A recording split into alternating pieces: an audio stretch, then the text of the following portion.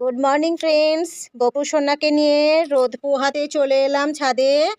আর গোপু সোনার এই একটা সোয়েটার বানিয়েছি, আর একটা বানাচ্ছি। দেখো কি সুন্দর একটা ঘাগরা সোয়েটার।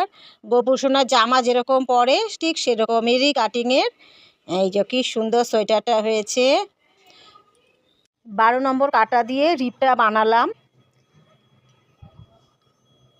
12 নম্বর কাটা দিয়ে রিপটা বানিয়েছি।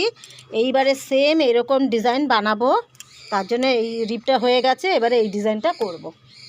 একটা ঘর বুনেছি, আর আরেকটা ঘরে এই 1 2 3 4 4 করে, তারপরে 4টে পাক দিয়ে তারপরে এইভাবে 4টে ঘর একসাথে তুলে নিলাম। পরের কাটায় ওই 4টেকে একটা করে দেবো। আবার এই একটা বুনলাম, আর এই যে ঘর কমাচ্ছি ওই জন্য দুটোকে একসাথে করে নিয়েছি, মানে দু সাইড দিয়ে একটা একটা করে কমাতে কমাতে আনছি। এই যে কমাতে কমাতে আনছি, আমাকে এই রকম ডিজাইনটা আনতে হবে, এরকম ডিজাইনটা আনতে হবে, দুপাশে কমিয়ে কমিয়ে এরকম ডিজাইনটা আসবে।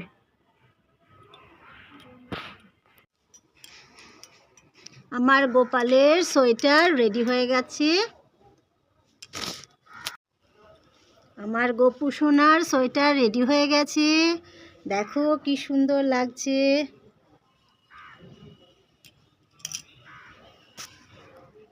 দেখো কি কিউট লাগছে গোপাল সোনাকে, একদম পারফেক্ট হয়েছে।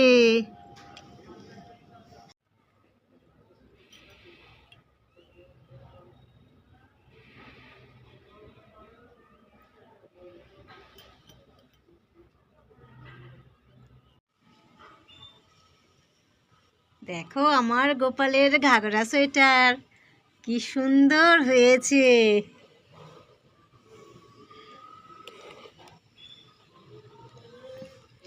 একদম পারফেক্ট গোপালের জন্য, একদম খুব সুন্দর, দারুণ বানিয়েছি।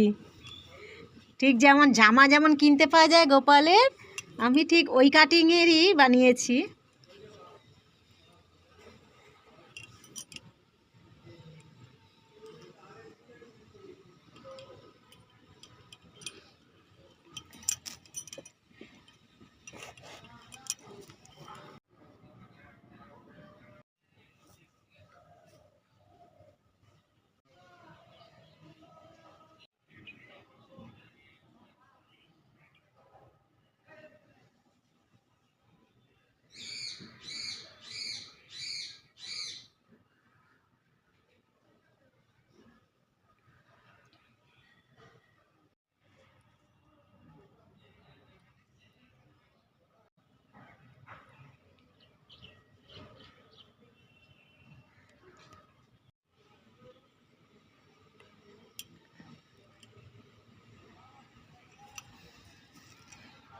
আমার গোপু সোনার ঘাগরা সোয়েটার রেডি।